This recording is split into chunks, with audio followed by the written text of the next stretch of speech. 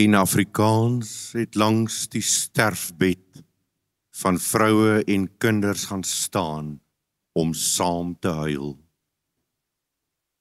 Suster Anna, ek voel dis die dood wat kom.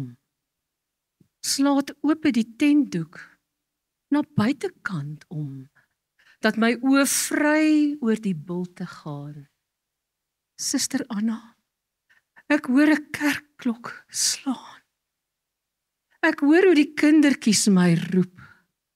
Van ons klompie moes ek nog die laaste bly.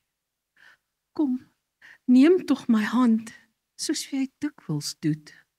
Ag, altyd was suster vir ons so goed.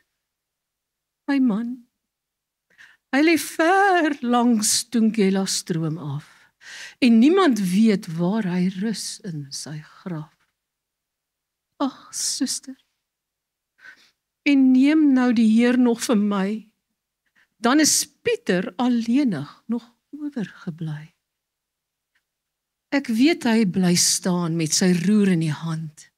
Ja, trou tot die dood vir volk en sy land. En mocht dit so wees dat die Heer hom behoed, so bring hy hom tog, suster Anna, sy moeder haar groet. En sê vir hom, selfs op die donkere rand, het jy geen vrese, nog bewing gevoel aan haar hand. En dit was haar troos, dat haar Pieter sal hou aan sy God en sy land, aan sy ere en trou.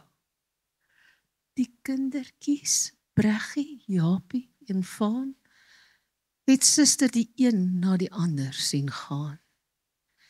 En jy sê, daar's 'n plekkie vir my nog gebly, waar moeder kan rus, aan klein Vaanie se sy. Die ou huis se mirasie staan swart en ontbloot, waar almal so saam was om moeder haar skoot. Maar ver van die huis en verstrooi deur die land, rus almal tog saam in die Here se hand.